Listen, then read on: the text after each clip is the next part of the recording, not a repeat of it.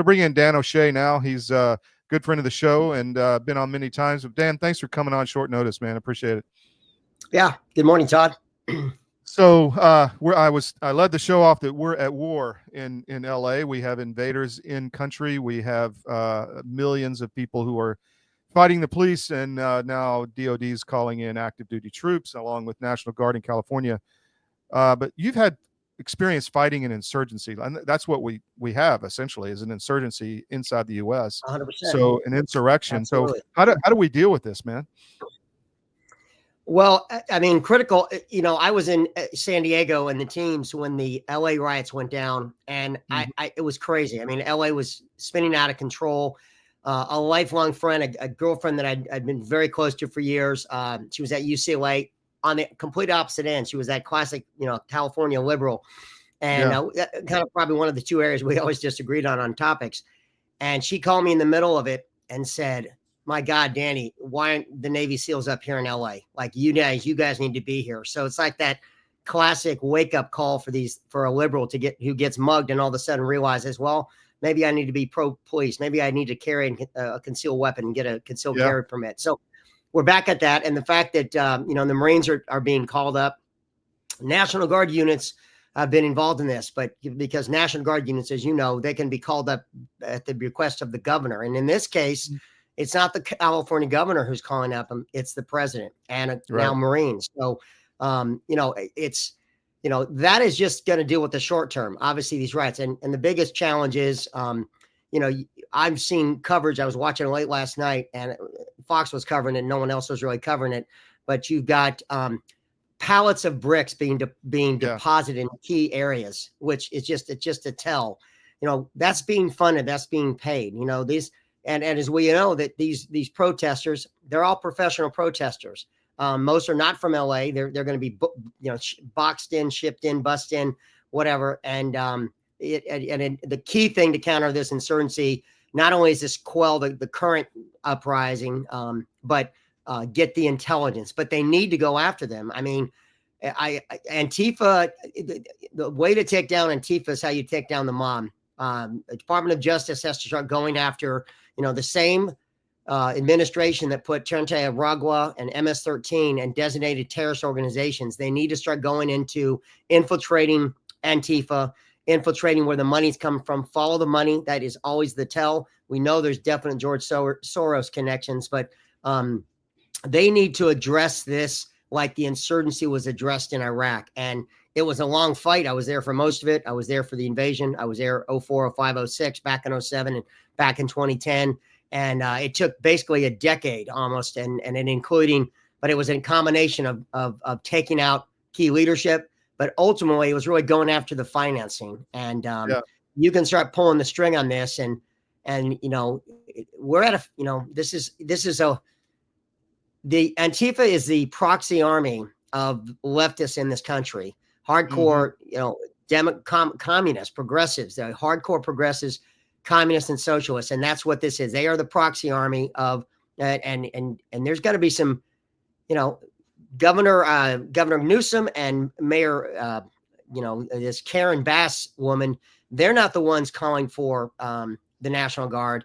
It's our president. And it really just shows how divided we are as a country, that it is really being splintered along, left and right lines. And I wouldn't even call it Democrat, Republican anymore. It is left and right freedom lines. or control. I wouldn't even say we're that divided. I think the leadership been in place or put into these positions, we're divided from them. But I don't think most of California wants this. But you're right. Follow the thread. I mean, no, go ahead. They do not. Todd, I have family still out there. 3 of my siblings still live in California. Californians are fed up with this. They are literally fed up with what has been happening. The once golden state. I grew up in California, spent the majority of my early life, up until age 18 when I went off to join the Navy. It was an amazing place. And I went back in all the decade from 1990 to 2001. I was back in San Diego, and it was America's finest city. San Diego was incredible. I absolutely loved it. It was still pretty conservative. We also had the Orange County. But, you had the LA and San Francisco, but, most of California was still very livable. There weren't tent cities, but every time I go back to California, it is just devastating because it's not just LA, that's the downtown cesspool, San Francisco, which is basically the poop capital of America. I mean, Yeah. you saw the amount of cleanup that has to do every week in just the Bay Area. And Oakland, some of these cities are completely lost, Oakland being one of them.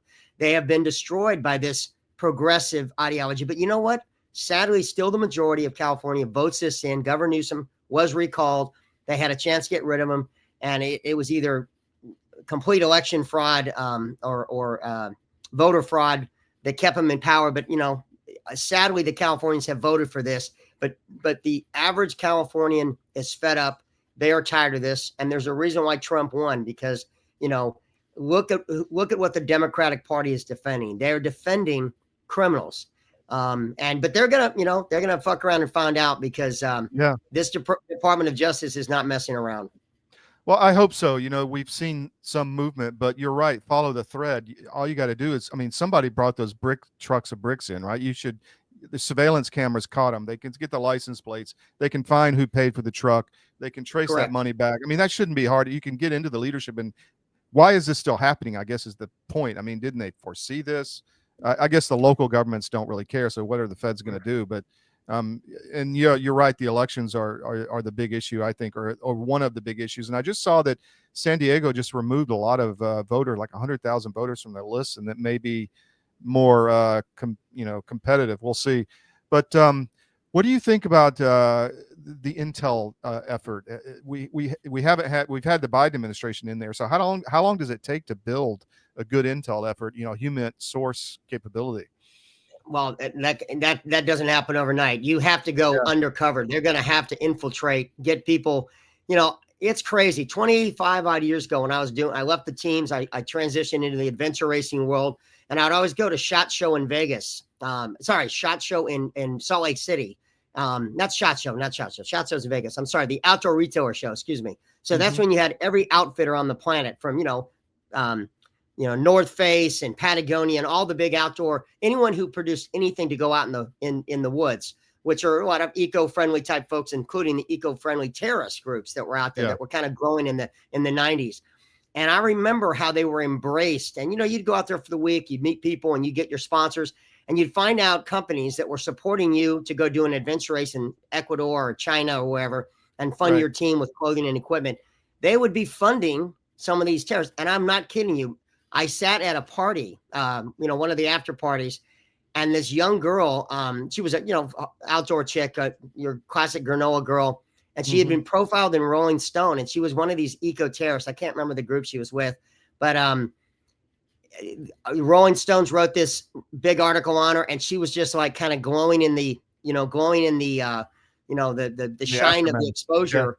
But they were really, I didn't tell her my background, obviously, because she would have probably not been talking to a Navy SEAL, for God's sakes, especially at a party, but over some beers. But I just listened to her and let her just go on about their organization and how they were doing all these things, and they were very dedicated, and I had respect for things. And I'm an eco guy too. I love being in the outdoors. I lived my life, especially as a SEAL. Hell, I know what it's like to sleep on the ground more times than out in the woods. But that has, there's ways to get into those organizations, and that's what needs to be done. But they need to follow the money. They need to infiltrate this, and they need to look at Antifa like we looked at the insurgency. Just for me, my experience was chasing kidnapping rings, and it comes down to intelligence. And then you have to systematically, because the kidnapping rings were funding the insurgency, and that was, they were raising $1 million ransoms that were being spent on, attacking us. And here's just one caveat about how this is so challenging. They're spending a lot of money on Antifa, but it will pale by comparison. Rolling out 500 for Marines from Pendleton, those are going to be orders. That is going to cost millions of dollars just to get 500 Marines up to LA for the next 2 weeks, 2 months, whatever it's going to be. When we track the insurgency, and specifically the kidnapping rings, the organization we worked with, Defense Intelligence Agency, they had this really whip smart analyst. And after a year of the height of the insurgency in 2005, they had calculated what did it cost for the insurgency to attack the U.S. mission in Iraq when we were spending $8 to $10 billion a month. And they calculated, I want to say it was 2005, which was the height of the insurgency. They added up every attack led by the insurgents, and they did how many insurgents were they? So they had calculated five, if there are 5 insurgents, there were 5 AK-47s, how many RPGs were estimated fired, and so on and so forth. So they did a cost analysis of each attack of what it would cost for the insurgency on the open market to go buy the AKs, the RPGs, the weapons, the rounds, build a suicide bomber, build a vehicle, convert it into a suicide vest. So if it was an Opel on the market, that might cost $2,000 for the vehicle, and then $5,000 that had to go pay out to the family, and then another 1,000 of munitions and T-72 tank rounds or artillery rounds to pack up the vehicle. But they would do a cost analysis, what it cost for every attack. And they added up every attack over a year and put a sum total for all of 2000, I want to say 2005. And when we were spending 120 to 150 billion annually, the total cost, Todd, take a stab at how much the insurgency spent fighting the U.S. war machine and the coalition in the height of the insurgency. Take a wild guess. A year or a month or what? 1 year, just 1 year. 30 million. My God, see, you nailed it. It was 21 million. And I had general officers when I briefed him. General Ricardo Sanchez, the 3-star, he was still 5th Corps commander, and I out-briefed him. Tucker Carlson, you may have noticed that the companies whose products you buy tend to kind of hate you. They're controlled by massive multinational corporations, and they have all kinds of weird agendas that you're supporting when you buy their products. We didn't realize that nicotine pouches, which we've used for years, were in this category. We just want a nicotine pouch. And then they lecture you and take the money you give them to support things that you hate. So we decided we're going to make our own, and we did. And it is, we can say, not bragging here, just stating fact, the single best nicotine pouch in the world. It's called ALP, and it comes in all kinds of excellent flavors. Wintergreen, tropical fruit, chilled mint, refreshing chill, sweet nectar, and a bunch of others that we're rolling out. By the way, there are 20 per tin, not 15 like some of our competitors who will not be named soon.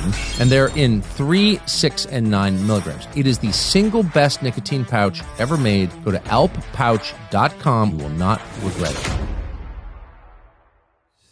Your government doesn't care about you. That's why you need a medical emergency kit. It contains life-saving medications like ivermectin, Z-Pak, and antibiotics. Stock them before they block them.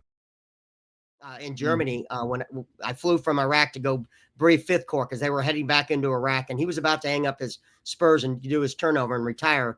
And I briefed him, and I asked him that very question. I said, "Sir, do you have any idea how much money the insurgency has spent in the last year fighting us?" And all the generals I briefed, everyone had outrageous numbers. 100 million, 80 million, 200 million, a bill. No, sir, $21 million. And it was an eye opener. So that's the other challenge is that. So they can easily fund that with hostage operations. Oh, 100%. No, absolutely. Yeah. And they were doing that. They were funding. They absolutely. And that's ultimately the impetus for JSOC and your former brethren and the boys you and I both know. That's when they finally, after 18 months of me raising the hand about, hey, we need to address these kidnapping rings. Initially, they didn't care because the focus wasn't on, because the kidnappings were local Iraqis. The victims were local Iraqis. They were third country nationals, or even the French. When the French were grabbed, there was a collective shrug within the MSC.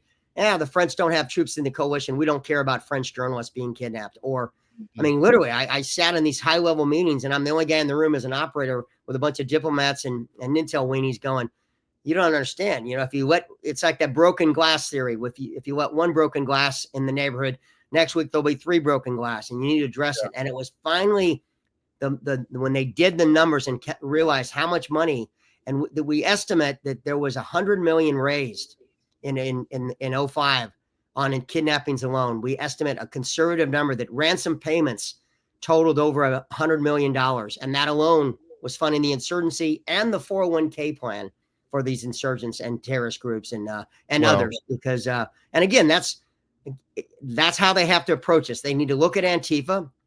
They need to look at, because they're involved in criminality. They are a homegrown terrorist organization, and you can listen to the like of Sarah McAdams and Scott Task Force Pineapple, Scott Mann. I've seen him on podcasts about that. They've both been stating 1,000+ insurgents are running around this country plotting the next 9/11, And the example would be, can you imagine an October 7th style attack?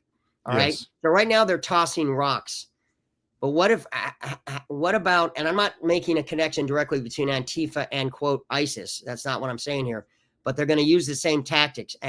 But imagine we're so used to preparing for one active shooter. That's typically what it is. One man with a gun starts shooting up a school or a movie theater or an event. But imagine 30, 40 folks. Imagine it being 5 to 6, 7 cities simultaneously across this country. Or imagine a bunch of schools, an elementary school in California, junior high in the Midwest, a liberal arts college in the Northeast, and a big name school like University of Alabama.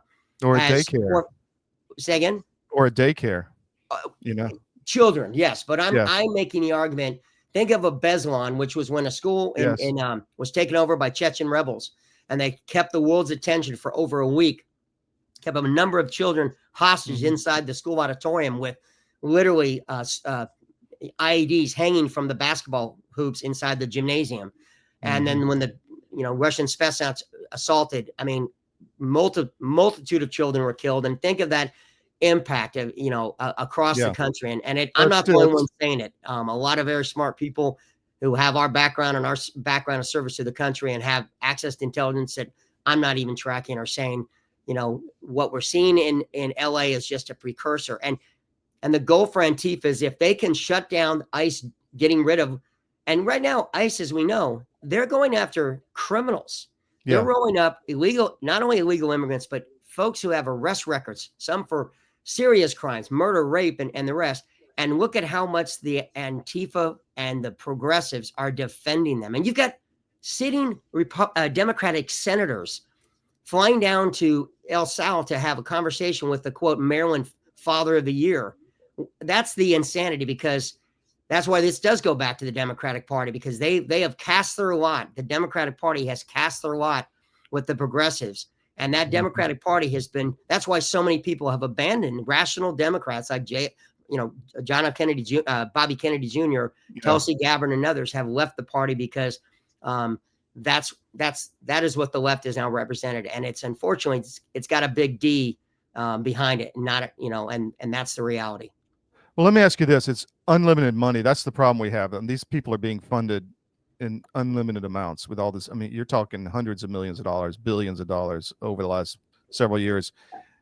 There has to be some kind of element within the government involved in this, or at least enabling it. Or what are your thoughts on that?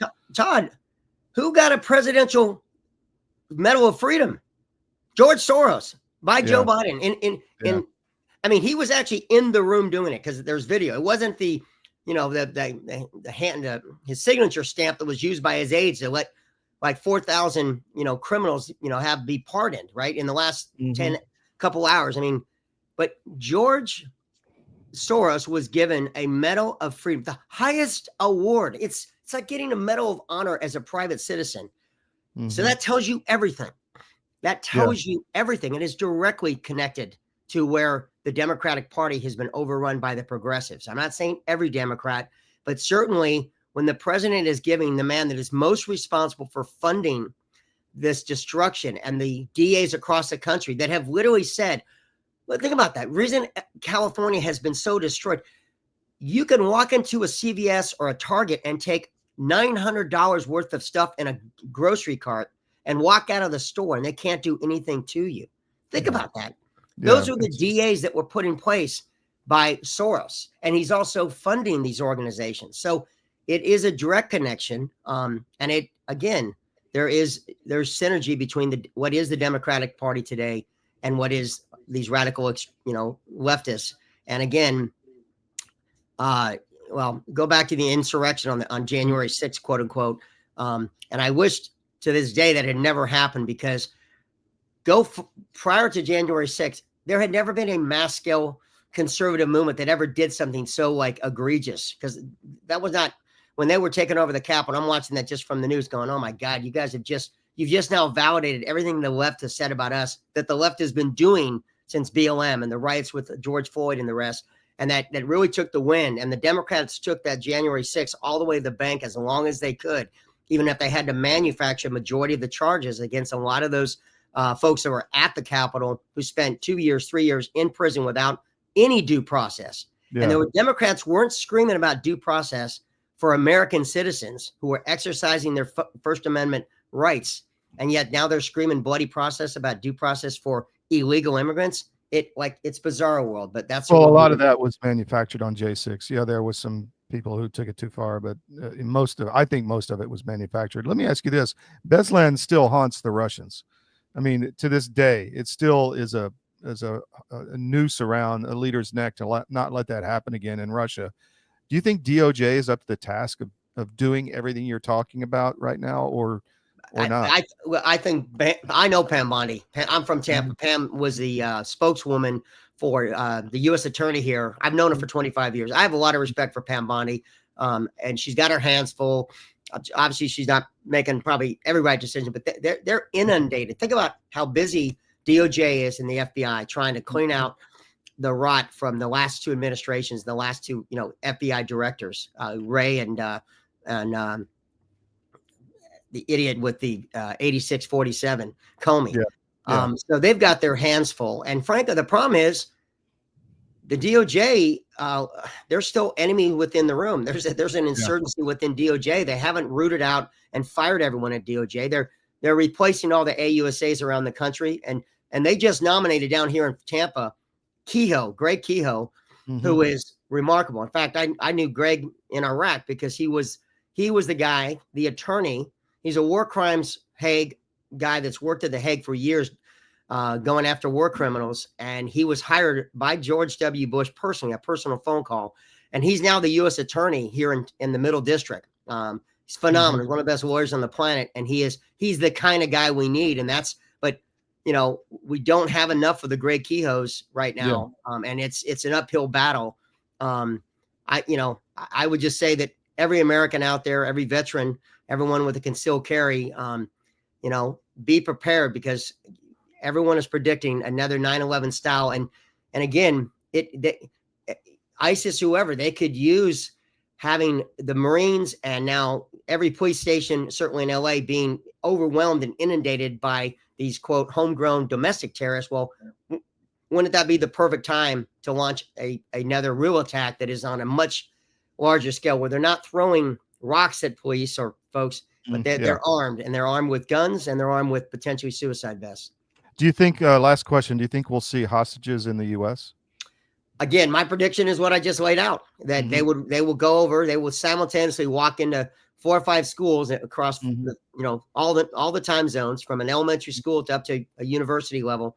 Can you imagine? It'll only take 3 to 4 gunmen across the country, synchronized, and do that. Yes, I absolutely do. Because listen, within hours of October 7th, 1,251 Israelis, men, women, children, infants, grandparents, who had been slaughtered in their homes, and another, 251 kidnapped, taken hostage. They kidnapped a 9-year-old infant and 96-year-old grandparents, and held them, and they're still holding hostages. Yet the world has not turned against Israel. They were turning against Israel immediately, and it's said to the world that they can literally get away with this. And now on college campuses across some of the, quote, elite college campuses, from Columbia to Harvard and the rest, you've got whole-scale protesters running around with Hamas flags. I mean, and these are now brainwashed, quote, the best in the nation, Ivy League grads, which used to have we used to have respect for someone who said, "Oh, I went to an Ivy, I went to Harvard, Yale."